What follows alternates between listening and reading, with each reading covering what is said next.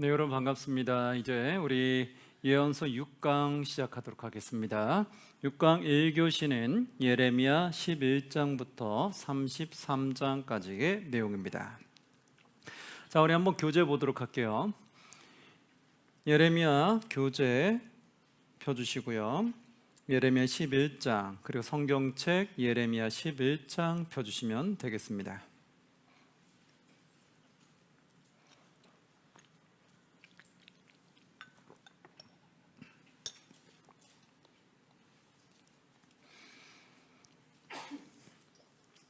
자, 한번 보셨죠? 자, 교재 보시면 예레미야 11장부터 먼저 33장까지의 내용의 흐름 뼈대를 먼저 살펴보도록 할게요. 예레미야 보면 1장부터 25장은 유다 멸망 예언이 나와요. 소명이 나오고 그리고 재난 묘사가 나오고 탄식이 나오고 그 다음 고백이 나오고 상징행위가 나오고 70년 바벨론 포로 예언이 나온다. 그럼 어떻게 되는지 한번 분석을 해보도록 할게요. 그 다음에 이제 고백이 11장부터는 고백이 나와요. 누구의 고백일까요? 예레미야의 고백. 그럼 예레미야의 고백이 무엇인지는 내용을 통해 살펴보면 되겠죠. 자, 일단 고백이 나오는 장이 어디냐면 교재 한번 보시면 형광색 하나 잡으시고 아니면 녹색 하나 잡으셔도 되고요. 11장에 보면 고백 1이라고 되어 있죠. 그리고 12장에는 교재 타이틀에 보면 고백 2, 15장에 고백 3, 17장에 고백 4, 18장에 고백 5, 20장에 고백 6. 자, 보셨어요? 자, 그러면 이제 고백이 총 몇 개가 나오죠? 6개 고백이 나온다 알 수 있죠. 이걸 한번 표로 만들어 볼게요. 또 밑에 한번 보시면 13장에 보면 주황색 하나 잡으시고요. 주황색이 13장의 박스에 보면 상징행위 3가지 되어 있죠. 주황색으로 상징행위 3가지 표시를 해주시고요. 3가지가 뭐가 있냐면 괄호 1번에 썩은 뱃띠가 있고 색칠을 해주시고요. 16장으로 옆으로 가면 두 번째 괄호 금지 명령 3가지가 있고 19장 옆으로 가면 괄호 3번 토기장이의 옹기 깨트리기 이렇게 있죠. 이걸 한번 표로 만들어 볼게요. 자, 그러면 여러분 녹색 한번 잡아 보시고요. 녹색으로 예레미야의 고백을 한번 잡아 볼게요. 예레미야의 고백이 어떻게 되냐면 11장, 12장, 15장, 17장, 18장, 20장 이렇게 박스가 되는 거예요. 자, 11장부터 이렇게 14장을 제외하고 20장까지 박스가 쳐진다. 보셨죠? 11장, 12장, 15장, 17, 18 그리고 20장 이게 뭐다? 예레미야의 고백장이다. 11장에 첫 번째 고백이 나와요. 그리고 12장에 두 번째 고백, 15장에는 세 번째 고백, 17장에 네 번째 고백, 18장에 다섯 번째 고백, 20장에 여섯 번째 고백이 나온다. 자, 보셨죠? 그 다음에 이제 상징행위가 나오는 것이 있는데 상징행위가 그래도 보기 편하게 되어 있어요. 어떻게 되어 있냐면 13, 16, 19장 나란하게 되어 있거든요. 그래서 여러분이 주황색을 한번 잡아보시고 주황색으로 13, 16, 19 옆으로 박스를 쳐주시면 돼요. 13, 16, 19 이거는 상징행위다.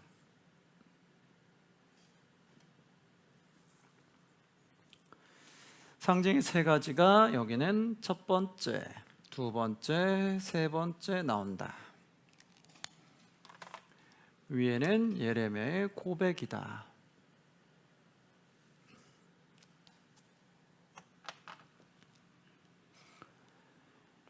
그 다음에 파란색이 있으시면 파란색을 잡으시고요. 14장의 박스를 쳐주세요. 한 장짜리 14장. 여기는 재난에 대한 묘사가 나온다. 재난에 대한 묘사가 나온다.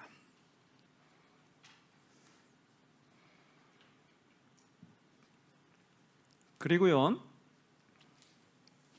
나중에 뒤에는 70년 바벨론 포로 예언들이 쭉 나오면서 26장으로 가면 26장부터 45장까지는 예레미야 생애가 나오는데요. 26장부터 29장을 여러분이 녹색으로 한번 박스를 쳐줘 보세요. 26부터 29장 이렇게 모양이 나오죠. 26부터 29장을 박스를 쳐주시고요. 여기는 예레미야의 무슨 내용이 나오냐면 순환에 대한 내용이 나와요. 예레미야의 무슨 장? 순환장. 그래서 예레미야가 어떤 순환을 당하는지 여기서 잘 나오게 되고요.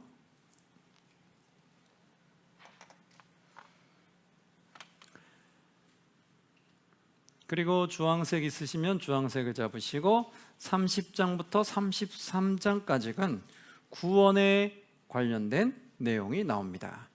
30부터 33장까지 박스를 쳐주시고요. 30부터 33장까지 어떤 내용이 나온다? 구원에 대한 내용이 나온다. 잡으셨죠?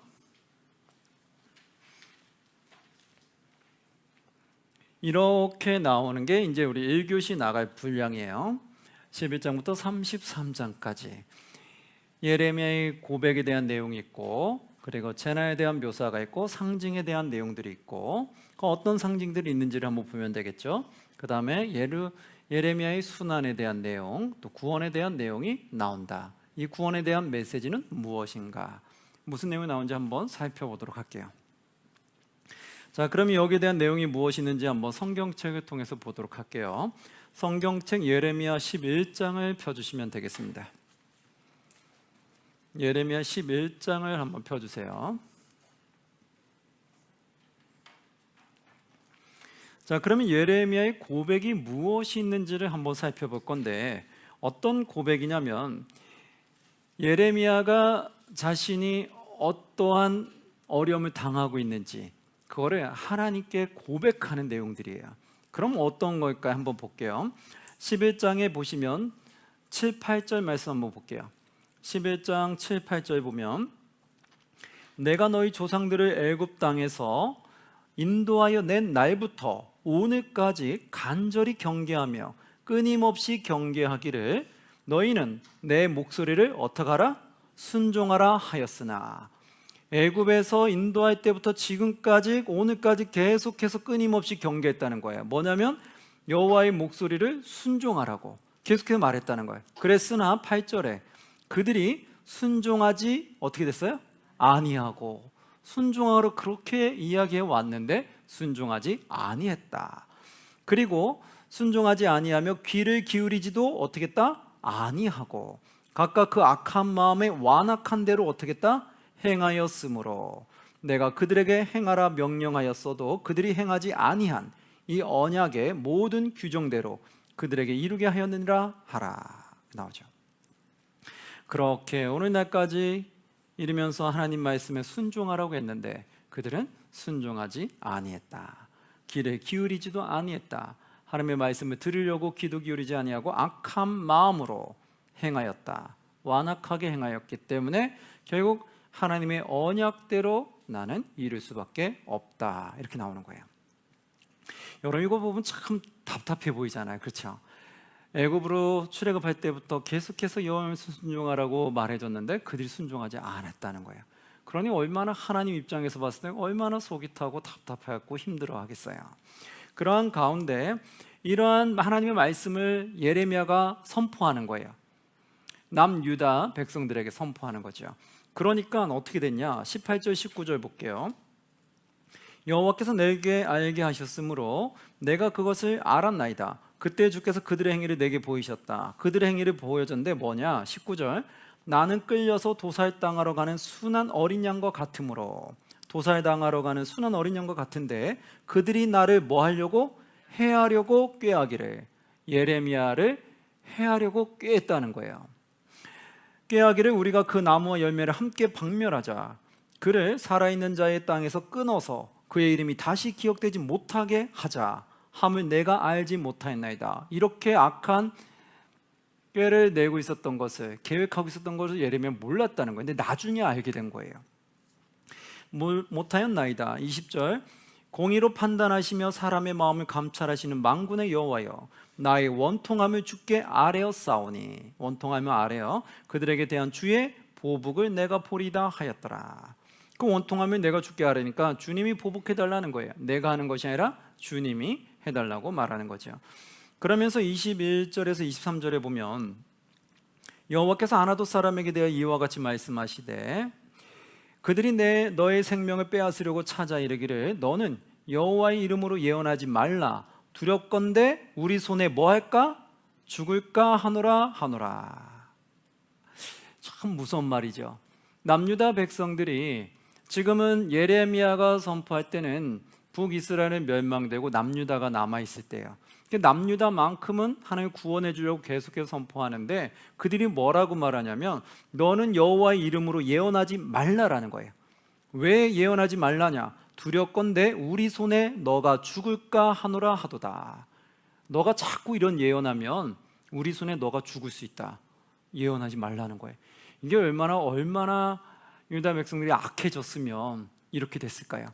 우리가 하나님 믿는 백성들이 완악하고 악하면 하나님 말씀을 듣는 것을 좋아할까요? 싫어할까요? 싫어한다는 거예요. 왜? 하나님 말씀 자꾸 들으면 내가 자꾸 회개하고 돌이키라는 거예요. 그리고 내가 뭘 잘못했는지 낱낱이 말씀해줘요. 그리고 돌아올 때 하나님 축복해 주는데 돌아오지 않으면 결국 하나님의 말씀대로 심판의 대상이 된다고 해요. 근데 이들이 돌아갈 마음이 없으니까 하나님 말씀 듣는 게 거북한 거예요. 그러니까 말씀을 전하는 예레미야를 죽이려고 한다는 거예요. 우리가 너 죽일 수 있으니까 당장 예언을 멈춰. 하나님 말씀을 말하지 마. 이런 거예요. 이게 얼마나 완악한 거예요. 여러분과 하나님의 몸된 교회 안에서도 하나님의 진리의 말씀이 제대로 선포가 돼야 될까요? 안 돼야 될까요? 돼야 되죠. 진리의 말씀이 선포될 때 우리가 그 말씀을 보고 영적으로 분별해서 내가 무엇을 옳은지 무엇을 그른 곳으로 갔는지를 분별해서 빨리 회개하고 돌이켜야 돼요. 근데 우리가 하나님의 말씀의 진리의 말씀을 제대로 듣지 않고 계속해서 복 얘기만 해달라고 하면 그러면 이거는 망해가는 거예요. 우리한테 심한 말 하지 마세요. 심판 얘기하지 마세요. 저주받는다는 말 하지 마세요. 멸망한다는 말 하지 마세요. 우리한테 오직 복받는다는 말만 해주세요. 이렇게 하면 복받는다, 이렇게 하면 복받는다, 그런 얘기만 해주세요. 우린 그 얘기가 듣고 싶어요. 그럼 이게 뭘까요? 바로 하나님의 진리를 왜곡하는 거예요. 그럼 하나님 말씀을 선포하는 선지자들에게 하나님 말씀을 제대로 전하지 말라라는 거예요. 그게 현실이 될 수 있다는 거예요. 이때 당시도 이랬었는데 지금의 우리의 수많은 그리스도인은 어떤지, 수많은 세계에 있는 수많은 교회들이 어떤지, 수많은 교회들이 지금 하나님이 죄라고 하는 것을 계속해서 그들이 저지르기 시작하죠. 그럼 이거를 아니다라고 말해야 되는데 그걸 말 못하게 입막음을 시키고 악법을 통과시키는 일이 생기더라는 거예요. 그래서 여기서도 그런 일들이 생기기 시작한 거예요. 그러면서 22절, 23절에 보니까 이렇게 나오죠. 그러므로 만군의 여호와께서 이와 같이 말씀하시니라. 여호와께 말씀하세요. 보라, 내가 그들을 뭐한다? 벌하리니 청년들은 칼에 죽으며 자녀들은 기근에 죽고 남은 자가 없으리라. 내가 아나돗 사람에게 재앙을 내리리니 곧 그들을 벌할 해니라. 이렇게 악하게 나오니까 결국 하나님이 그들을 벌할 수밖에 없다라고 말씀하는 거예요. 여러분, 우리가 하나님 믿는 그리스도인들이 하나님이 하지 말라는 악을 계속 행하면 어떻게 될까요? 결국은 하나님으로부터 벌을 받게 되는 거예요. 그럼 어떻게? 우리가 돌이켜야 되는 거예요. 그런데 우리가 악하면 돌이키려고 안 하고 오히려 진리의 말씀을 전하지 말라라고 소리친다는 거예요. 그러니 이것이 얼마나 내가 악한 거예요. 그래서 우리는 그 자신을 늘 돌아보셔야 돼요. 나는 하나님 말씀의 진리의 말씀을 듣기 원하는가? 아니면 복받는다는 말씀만 듣기를 원하는가? 하나님이 너 이거 잘못됐어, 그 길을 계속 가면 너에게 심판이 있어, 혹시 이런 말은 듣기를 싫어하는가? 그 우리를 늘 돌아봐야 돼요. 그걸 돌아봐야지 교회가 다시 회복의 역사가 일어나게 되는 거예요. 그걸 좋아하지 않으면 그러면 교회는 계속해서 타락해져 가는 거예요. 여기서도 그런 일이 있어요. 12장으로 갈게요. 12장 1절에 보니까 이렇게 나와요. 여호와여 내가 주와 변론할 때에 주께서 의로우시나이다. 그러나 내가 주께 질문하옵나니 악한 자의 길이 형통하며 반역한 자가 다 평안하면 무슨 까닭이나이까. 예레미야가 또 하나님께 고백하는 말이에요. 질문을 던져요.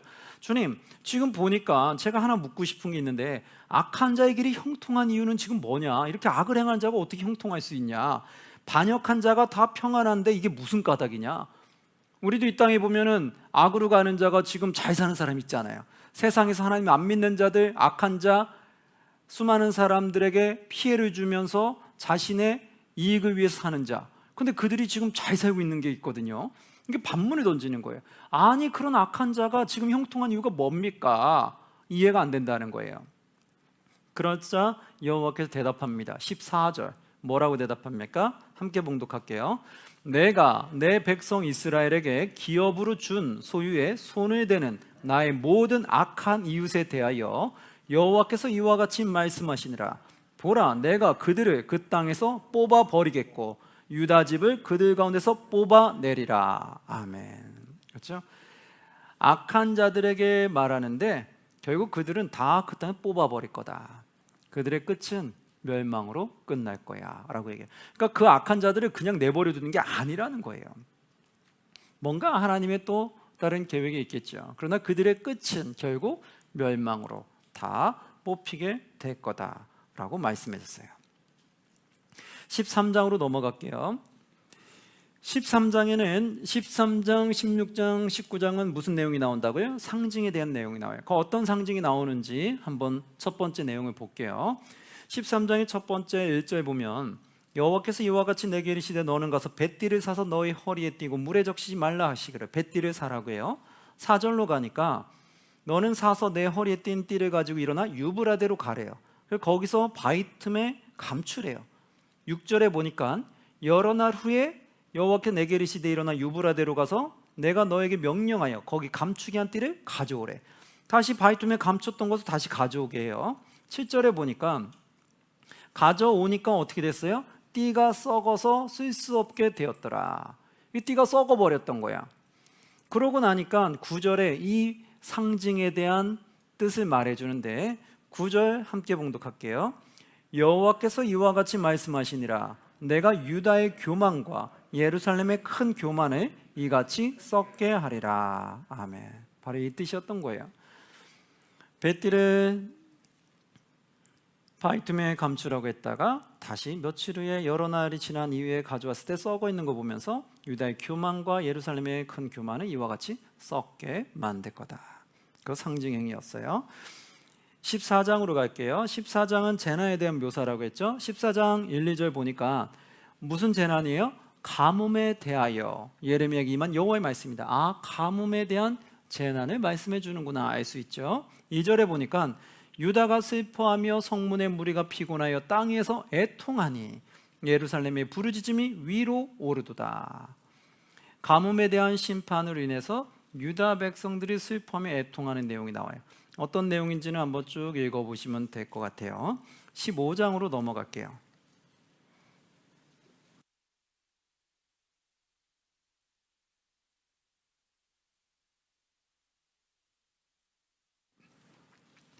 (15장에) 보면 예레미야 고백 세 번째가 나오는데 이건 무엇일까요?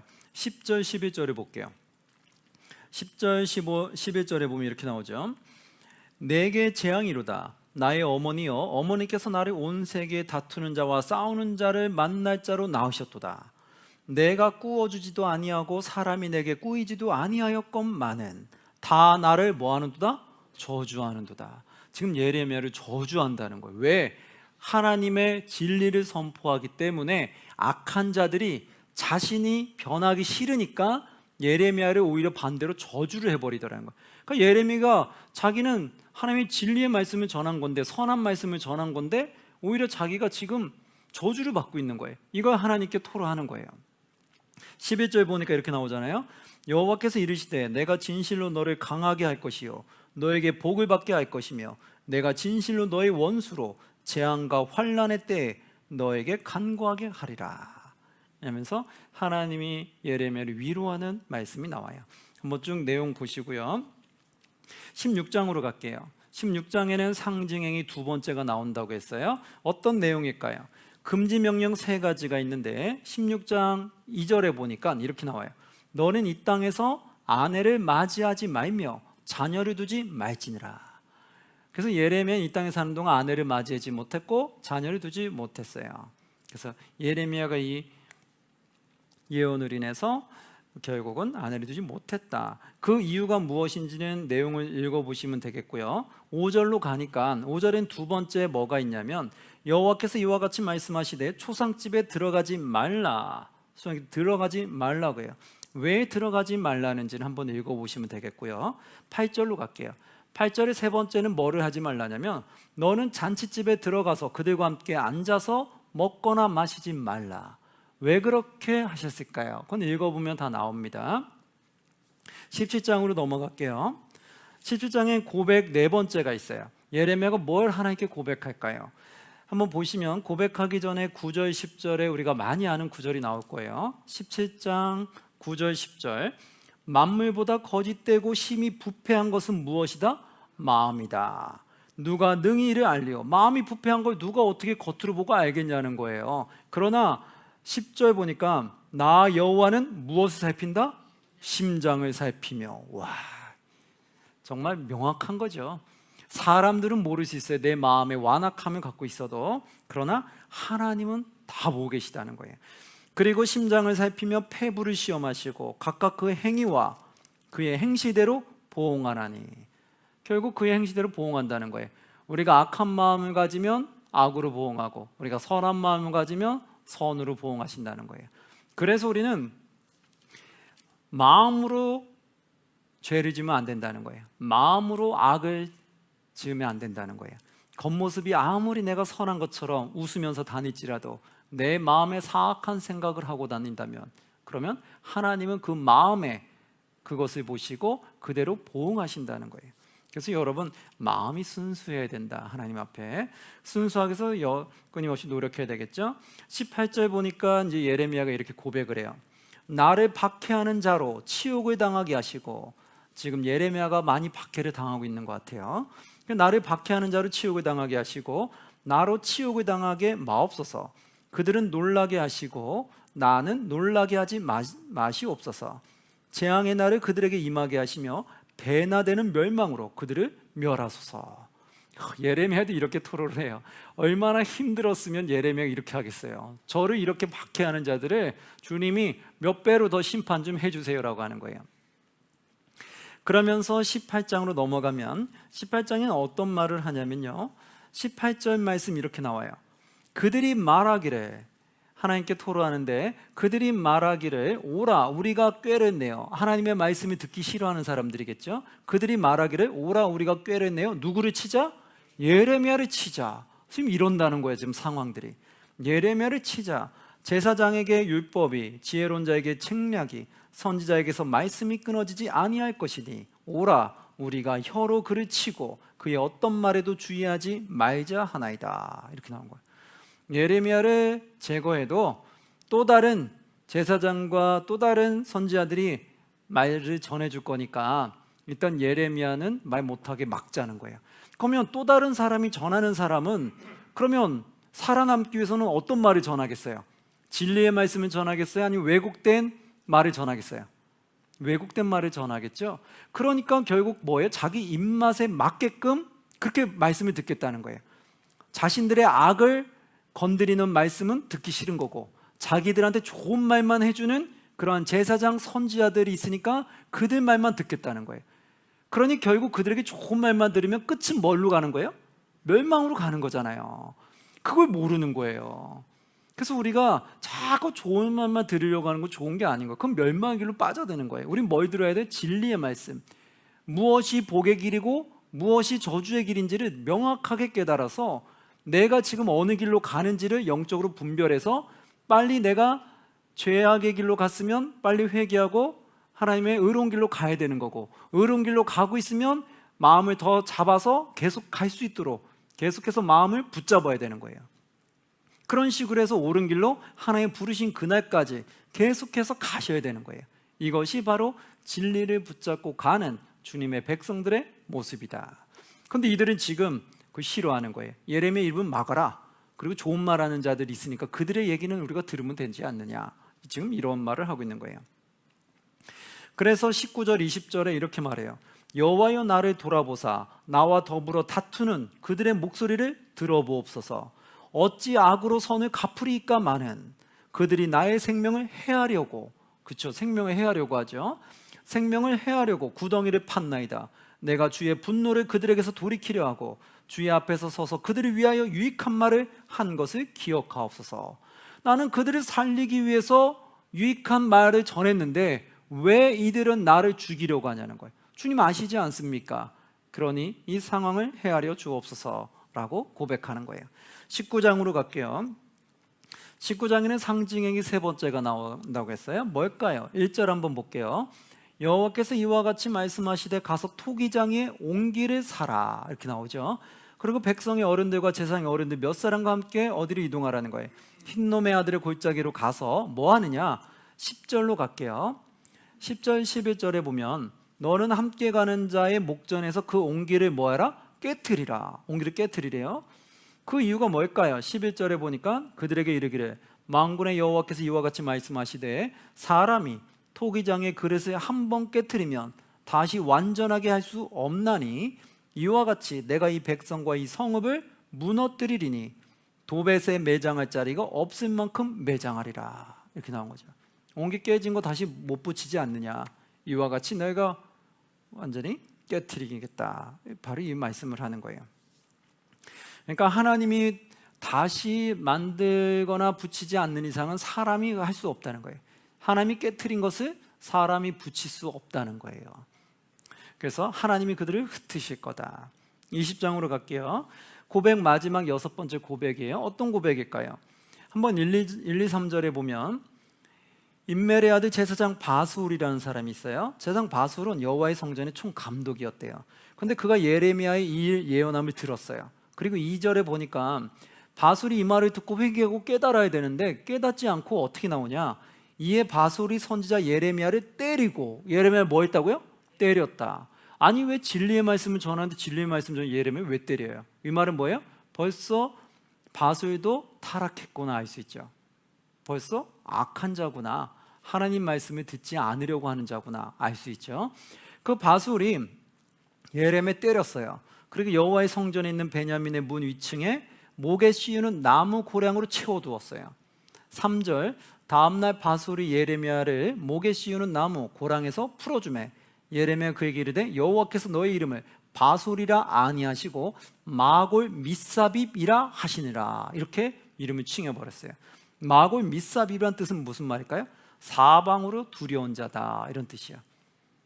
너는 사방으로 두려운 자가 될 거다. 지금 뭐예요? 사악함을 말하는 거죠. 너의 사악함을 드러내는 거예요. 그래서 그가 결국 어떻게 됐을까요? 6절에 보니까 바소라 너와 내 집에 사는 모든 사람이 포로되어 옮겨지리니 너가 바벨론에 이르러 거기서 죽어 거기 묻힐 것이라. 너와 너의 거짓 예언을 들은 너의 모든 친구도 그와 같으리라 하셨느니라. 이렇게 나오죠. 결국 너는 죽을 거다라고 말하는 거예요. 네가 지금 악하기 때문에 너는 결국 죽게 될 거다 얘기를 하죠. 그러면서 이제 7절에서 9절에 보면 예레미야가 또 이렇게 고백을 해요. 뭐라고 하냐? 7절 보시면 여호와여 주께서 나를 권유하심으로 내가 그 권유를 받았사오며 주께서 나보다 강하사 이기셨으므로 내가 조롱거리가 되니 사람마다 종이 나를 뭐한다? 조롱하나이다. 얼마나 힘들면 하나님께 고백하고 토로하겠어요. 사람들이 나를 조롱하나이다. 종이토록. 8절 내가 말할 때마다 외치며 파멸과 멸망을 선포하므로. 지금 예레미야가 파멸과 멸망을 선포하겠다는 거예요. 왜? 이들이 자꾸 악으로 가니까 그 말을 안 전할 수가 없는 거예요. 근데 이 말을 전함으로 여호와의 말씀으로 말미암아 내가 뭐가 됐다? 종이토록 치욕과 모욕거리가 됨이니이다. 내가 주님 말씀 전하기 때문에 결국 제가 이렇게 치욕과 모욕거리가 되지 않았습니까? 그러면서 이제 본인에 대해서 얘기를 하는 거예요. 9절에 그래서 내가 다시는 여호와를 선포하지 아니하며, 이제 내가 다시 여호와의 말씀 선포하지 아니하고 싶었다는 거. 왜? 여호와의 말씀을 전하는데 나는 계속 조롱거리가 되고 있잖아요. 그럼 너무 힘이 드니까 나 이제 여호와의 말씀 못 전하겠다 이런 말 들 수 있잖아요. 그렇죠? 너무 힘들고 핍박을 받다 보면 괴로우니까 고통스러우니까 나 이제 하나님의 그 말씀 못 전하겠다. 인간으로서 나약한 모습 보일 수 있죠. 그러면서 그의 이름으로 말하지 아니하리라 라고 하고 싶었으나 그렇게 내가 하면 뭐가 된다? 나의 마음이 불붙는 것 같아서 골수에 사무치니 답답하여 견딜 수 없나이다. 나는 이렇게 하고 싶다는 거야. 나는 너무 괴로워서 이제 하나님 말씀은 선포하지 않고 싶은데 이런 마음을 가질 때마다 내 마음에 불붙는 것 같이 타오르는 게 있다는 거예요. 그거 뭐예요? 하나님 말씀은 안전하고는 안전할 수 없는, 그게 내 안에 불같이 타오른다는 거예요. 그래서 너무 괴롭다는 거예요.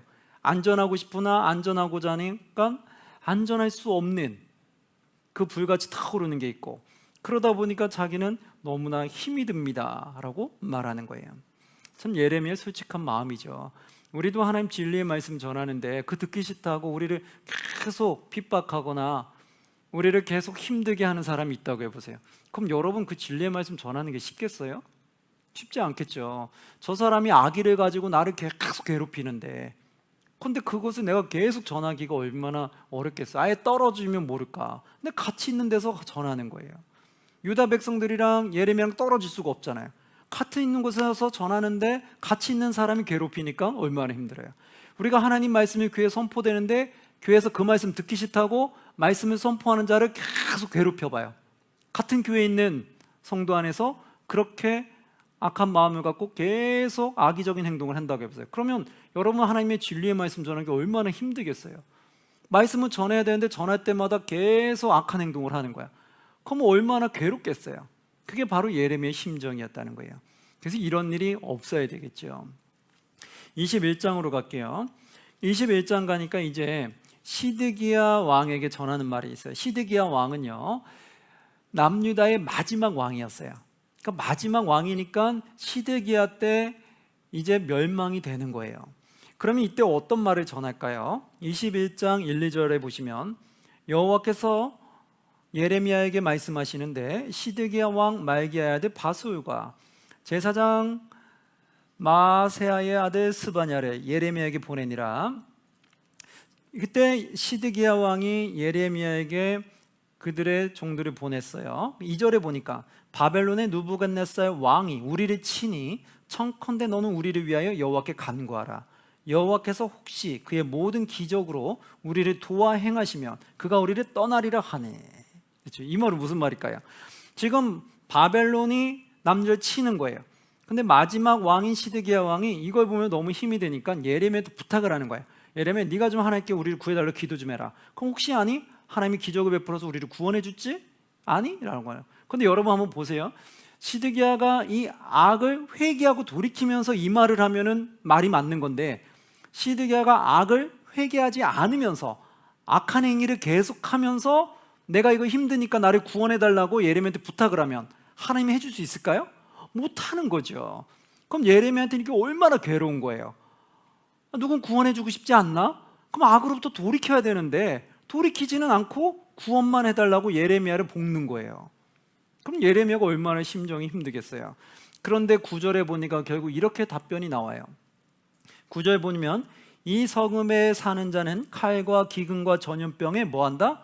죽으려니와 너를 애워싼 갈대아인에게 나가서 항복하는 자는 살 것이라. 그의 목숨은 전리품같이 되리라. 오히려 너는 죽게 될 거다 선포해버린 거예요. 그리고 오히려 너희를 애워싼 갈대아인에게 나가서 항복해라. 그럼 살 거다. 여러분, 이 말을 만약에 시드기야 왕이 들으면 어떤 생각이 들까요? 화나겠죠. 만약 겸손한 자 같으면 그러면 받아들일 수 있을 거예요. 여호와의 선지자가 이 말할 때는 이유가 있겠다. 왜 이 말을 했을까? 왜 내가 그에게 항복하라고 말씀하셨을까? 생각해 볼 거예요. 악한 자는 그 생각조차를 안 해요. 그러니까 악한 자가 이 말 들으니까 어떻게 되겠어요? 이런 반역자 같은 자가 있나? 이렇게 되는 거예요. 그래서 이 왕이 예레미야를 매우 괴롭히는 거예요. 막 옥에도 가두고 막 죽이려고도 하고 막 때리기도 하고 이런 험난한 일을 벌이게 돼요. 그 예레미야가 이런 험난한 일을 당하게 되죠. 그래서 보시면 11, 12절에 하나님의 마음이 나타나요. 11, 12절 이렇게 나오잖아요. 유다 왕의 집에 대한 여호와의 말씀을 들으라. 뭐냐? 여호와께서 이와 같이 말씀하시니라. 다윗의 집이여, 너는 아침마다 정의롭게 판결하여 탈취당한 자의 압박자의 손에서 건지라. 그리야 하지 아니하며 너희의 악행 때문에 내 분노가 불같이 일어나서 사르리니 능히 끌 자가 없느니라. 이렇게 나오잖아요. 결국 뭐예요? 너는 돌이켜라는 거예요. 먼저 악으로부터 돌이켜라. 그러면 내가 너를 구원해 줄 건데, 네가 돌이키지 아니하면 너의 악행 때문에 결국 내 분노가 불같이 일어나서 너희를 살을 수밖에 없다라고 얘기하는 거예요. 이해되시죠? 여러분, 우리가 하나님으로부터 축복의 길로 가려면 어떻게 해야 돼요? 먼저 내 악을 버리셔야 돼요. 우리가 하나님 믿는다고 하면서 수많은 악을 행하면서 하나님에게 축복해달라, 내가 섬기는 교회를 부흥시켜달라, 내가 하는 모든 일들이 형통하게 해달라, 이렇게 기도하는 그 자체가 모순이라는 거예요. 내가 악을 버리지 않으면서. 하나님은 선하신 분이에요, 악하신 분이에요? 선하신 분이죠. 그럼 선하신 분을 내가 모셨으면 그럼 나는 선한 길을 가야 돼요, 악의 길을 가야 돼요? 그렇죠. 당연히 선한 길을 가야 되죠. 그럼 내가 하나님 모셨으면 선한 길을 가야 되는데, 모셨다고 말은 하면서 교회는 다니면서 나는 악의 길을 가는 거야. 그럼 악의 길 가면서 하나님께 나에게 축복해달라고 말한다는 거예요. 그럼 이게 말이 안 된다는 거죠. 선하신 하나님 모셨으면 우리 그리스도인들은 선한 길로 가야 되는 거예요. 그러면서 하나님께 축복의 길로 인도해달라고 할 때 하나님이 나를 축복의 길로 인도하신다는 거예요. 여러분 믿으십니까? 이게 진리예요. 이것은 제 말이 아니라 누구의 말씀이에요? 여호와 하나님의 말씀이에요. 그럼 여호와 하나님의 말씀이기 때문에 우리는 이렇게 순종만 하면 되는 거예요. 그런데 우리가 이 간단한 진리의 말씀인데, 초등학생도 알아들을 수 있는 간단한 말인데도 우리가 악하니까 안 듣더라는 거예요. 선하신 주님을 모셨으면 선한 길로 가야 되는데 안 가려고 한다는 거예요. 그러니까 이 진리가 너무나 간단한데 진리가 악한 자에겐 너무 어려운 거예요. 바로 이것이 우리의 크나큰 죄악이다라는 거예요. 22장으로 넘어갈게요. 22장에서는요, 유다 왕들에게 심판을 내려요. 한번 보시면 1절에 여호와께서 이와 같이 말씀하시되 너는 유다 왕의 집에 내려가서 거기에서 이 말을 선언하여 이르기를, 다윗의 왕위에 앉은 유다 왕이여, 너와 내 신하와 인문들로 들어오는 내 백성은 여호와의 말씀을 들을지니라. 이러죠. 그럼 여호와의 말씀을 어떻게 전할까요? 한번 나중에 쭉 읽어보시면 되겠습니다. 23장으로 넘어갈게요. 23장으로 넘어가니까 1절에 이렇게 나와요. 여호와의 말씀이니라, 내 목장의 양떼를 멸하며, 내 목장의 양떼를 멸하고 있대요. 흩어지게 하는 목자에게 뭐가 있다? 화가 있을진저. 내 목장의 양떼를 멸하고 흩어지게 하는 목자에게 화가 있다. 목자는 뭐예요? 하나님의 양떼를 다스리는 자, 즉 뭐예요? 지도자들을 말하는 거잖아요. 그런데 그 지도자들이 어떻게 되나요? 하나님의 양떼를 멸하고 흩어지게 하고 있다는 거예요. 그럼 이거 우리가 쉽게 좀 보면 어떻게 할 수 있을까요?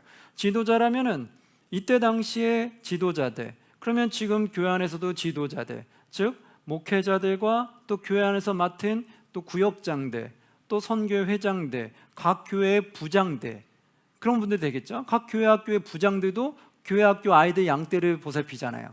그리고 각 부의 부장들도 그 부원들을 돌아보잖아요. 각 구역의 구역장들도 구역원들을 돌아보잖아요. 그런데 목회자들도 이렇게 양떼를 돌보게 하잖아요. 그런데 이 구역장이 구역원들을 다 흩어지게 만드는 거예요. 더 잘 모이게끔 하고 뭔가 하나님을 더 찬양하게끔 만들어야 되는데 오히려 흩어지게 만들고 있어요. 그러면 이게 뭐예요? 화이스진저라는 거예요. 목회자에게 양떼를 맡겼는데 성도들이 믿음으로 잘 성장하도록 하나님의 꼴을 잘 먹도록 해줘야 되는데 엉뚱한 말만 전해가지고 그들에게 오히려 흩어지게 만들어버리고, 그럼 어떻게 해요? 그러한 자에게도 화가 있다는 거예요. 그러한 목회자나 그러한 구역장이나 그러한 선교회 회장이나 각각의 목자의 역할을 맡은 그들은, 지도자들은 나에게 맡겨진 그들을 하나님의 양떼로 잘 양육하지 못하고 오히려 멸망으로 가게 하거나 오히려 흩어지게 만들면 책임자들에게 화가 있다는 거예요. 그래서 우리가 무언가 책임을 맡았을 때는 책임감을 가져야 돼요. 하나님의 거룩한 부담을 갖고 선한 목자로서 나에게 주어진 양떼들을 잘 양육하기 위해서 애쓰고 노력해야 된다고 해요. 그래서 나중에 신약 성경에도 보면은 많은 자가 선생되는 걸 좋아하지 말라고 나와요. 왜 그럴까요? 선생되면 뭔가 앞에서 드러나는 것 같고 뭔가 자신이 막 높아지는 것 같잖아요. 그런 거에 욕심내지 말라는 거. 왜요? 선생된 자는 그만한 책임이 더 많이 주어지고 그 책임에 맞는 보응이 따르기 때문에, 그래서 선생되는 거 너무 좋아하지 말라라는 거예요. 그러니까 우리가 책임자가 됐으면, 지도자 위치에 올라갔으면 그만한 책임을 지고 가야 된다라는 거예요. 그러면서 이제 5절에 이렇게 나와요. 여호와의 말씀이니라. 보라 때가 이르리니 내가 다윗에게 한 의로운 가지를 일으킬 것이다. 다윗에게 한 의로운 가지를 일으킨대요. 하나님의 구원의 메시지죠. 그가 왕이 되어 지혜롭게 다스리며 세상에서 무엇을 행한다? 정의와 공의를 행할 것이다. 하나님의 구원의 역사가 나타났을 때, 국세의 역사가 나타났을 때는 정의와 공의로 행한다. 즉 하나님은 정의와 공의를 사랑하시는 걸 알게 되죠. 그러니까 우리가 하나님 믿는 백성들에게는 공의와 정의가 살아있어야 돼요. 그리고 이거는 또 다른 거로 보면 신약으로 가면 다윗에게 한 의로운 가지고 온 게 즉 메시아를 뜻한다고도 해요. 그래서 그 메시아가 오면 그때는 정의와 공의로 다스리게 될 거다. 넘어갈게요. 한번 보시면 10절에서 12절에 이 내용이 나와요. 이 땅에 가늠한 자가 뭐하도다? 가득하도다. 가늠한 자가 가득하다는 거예요. 그리고 저주로 말미암아 땅이 슬퍼하며 광야의 초장들이 마르나니 그들의 행위가 악하고 힘쓰는 것이 정직하지 못하다. 무엇이 타락해 가는지 구체적으로 말씀해 주죠. 11절에 보니까 여호와의 말씀이니라. 선지자와 제사장이 다 사악한지라. 영적인 지도자들도 사악함으로 가고 있다는 거예요. 사악함이네. 내가 내 집에서도 그들의 악을 발견하였도다. 12절 그러므로 그들의 길이 그들에게 어두운 가운데 미끄러운 곳과 같이 되고 그들이 밀어냄을 당하여 그 길에 엎드러질 것이라. 그들을 벌하는 해에 내가 그들에게 무엇을 내린다? 재앙을 내리리라. 여호와의 말씀이니라. 여호와의 말씀이다 이 뜻은 뭐예요? 진리가 그대로 행하여진다 이거예요. 여호와의 말씀대로 행하여진다. 그러니까 결국 악으로 가는 자는 결국 어떻게 되는 거예요? 하나님의 재앙을 받을 수밖에 없다라는 거예요. 결론은 악을 빨리 회개하고 돌이켜야 된다는 거예요. 악의 길을 가면 안 된다는 거예요. 하나님의 백성들은 악의 길로 가면 된다 안 된다? 안 된다는 거예요. 그러니까 수많은 지금 현대 그리스도인들도 하나님을 믿는 그리스도인이라면, 예수님은 나의 주인으로 믿는 그리스도인이라면 악의 길을 가면 된다 안 된다? 안 된다는 거예요. 어떤 길로 가야 된다? 선한 길로 가야 된다. 그래서 내가 교회 다니면서 계속 악을 행하고 있다는 것은 하나님에게 재앙받는 행동을 하고 있는 것과 똑같다는 거예요. 내가 교회를 다니고 있으면 당연히 선한 길로 돌이켜야 된다는 거예요. 그게 당연한 거예요. 근데 우리가 그걸 모르고 교회만 열심히 나오면 복 받는다 이 생각하고 있고, 헌금 많이 내면 복 받는다, 봉사 많이 하면 나는 천국 가고 복 받는다 이렇게 생각한다는 거예요.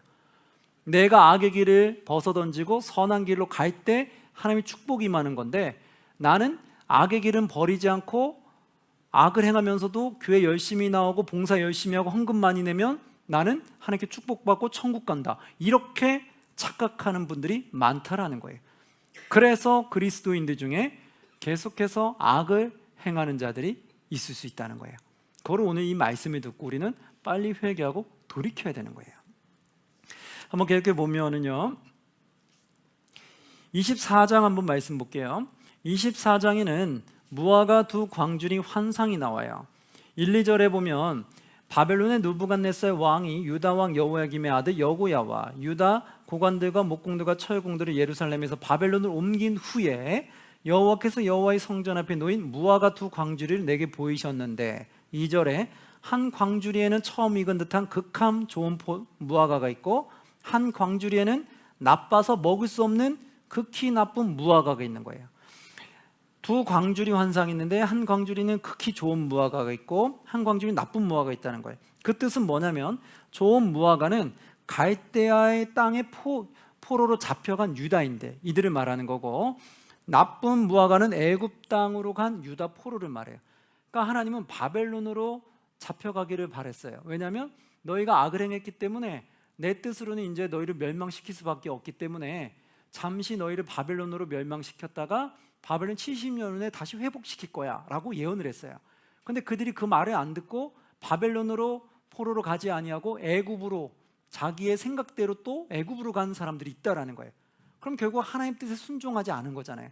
그래서 그들이 바로 나쁜 무화과다라고 말하는 거예요. 한번 읽어보시면 알 거고요. 25장에 보면 이제 70년 후에 바벨론의 포로에서 돌아올 것을 말하게 돼요. 한번 보시면 11절 한번 보도록 할게요. 25장 11절 한번 같이 읽습니다. 이 모든 땅이 폐허가 되어 놀랄 일이 될 것이며 이 민족들은 70년 동안 바벨론의 왕을 섬기리라. 그렇죠. 70년 동안 바벨을 섬긴다는 거예요. 그러면 70년 동안만 섬긴다고 했잖아요. 12절에 보니까 여호와의 말씀이니라 70년이 끝나면 내가 바벨론의 왕과 그의 나라와 갈대아인의 땅을 그 죄악으로 말미암아 벌하여 영원히 폐허가 되게 하리라. 그러니까 너희는 하나님 뜻에는 이제는 너희가 너무 악을 행했기 때문에 결국은 멸망시킬 수밖에 없는 거예요. 그런데 이거를 바벨론으로 보냈다가 70년 돌이킨다는 거예요. 그러니까 너희는 그대로 그냥 순종하고 따르라는 거예요. 그런데 이 시드기야 왕이 그거 싫어하는 거예요. 내가 어떻게 그들에게 정복이 당할 수 있는데, 예레미야가 포로로 잡혀가야지 우리가 살 수 있습니다 이렇게 말하니까 이 반역자야, 너가 어떻게 그렇게 말할 수 있어? 오히려 그렇게 나오는 거예요. 하나님의 그 뜻에 순종해서 우리의 죄악 때문에 결국 이렇게 됐구나. 그러면 우리가 하나님 말씀에 따라 바벨론으로 포로로 갔다가 70년 동안 기다렸다가 다시 회복돼서 하나님의 역사하심으로 가야 되겠구나. 순종해야 되는데 그 순종을 하기 싫은 거예요. 그래서요 26장으로 넘어가면 이렇게 나와요. 이제 26장에 예레미야가 순환당하는 내용들이 나오는데요, 어떤 내용이 나오냐면 26장 1절에 보면 유다왕 요시야의 아들 여호야김이 다스리기 시작한 때, 여호야김이 다스리기 시작한 때예요. 그때 24절에 보니까 8절에 한번 먼저 볼게요. 8절에 보니까 이렇게 나와요. 예레미야가 여호와께서 명령하신 말씀을 모든 백성에게 전하기를 마침에 제사장들과 선지자들과 모든 백성이 그를 붙잡고 이르되 뭐라고 말해요? 너가 반드시 죽어야 하리라. 그렇죠. 하나님 말씀 선포에서 돌이키라고 말한 건데, 돌이키지 않으면 멸망될 거라고 말한 건데 오히려 그 말이 듣기 싫으니까 너가 죽어야 한다 이렇게 말한다는 거예요. 그러니 얼마나 이 상황이 악해져 있는 걸 볼 수 있죠. 24절에도 한번 볼게요. 사반의 아들 아이감의 손이 예레미야를 도와주어 그를 백성의 손에 내어주지 아니하여 죽이지 못하게 하니라. 그렇죠. 도와주는 자가 생겼어요. 도와주지 않았으면 어떻게 될 뻔했어요? 죽을 뻔했다는 거예요. 그러니까 예레미야가 이렇게 지금 죽을 지경에 처한 적이 한두 번이 아니었다는 거예요. 27장으로 가니까 27장 12절에 시드기야 왕한테 선포하는 말이 있어요. 뭐라고 말하냐면 내가 이 모든 말씀대로 유다의 왕 시드기야에게 전하여 이르되 왕과 백성은 바벨론 왕의 멍에를 목에 메고 그와 그의 백성을 뭐하라? 섬기소서. 그리하면 뭐한다? 사실이라. 그렇죠? 이게 하나님의 말씀이기 때문에 결국은 악으로 인해서, 남유다의 악으로 인해서 바벨론에게 포로 잡혀갈 수밖에 없는 거예요. 그게 예고된 것밖에 없는 거예요. 그럼 그들은 그냥 따라야 되는 거예요. 그러니까 그대로 따르라고 말해요. 그런데 그 하나님의 말씀을 듣기 싫은 사람은 이 말이 너무 싫겠죠.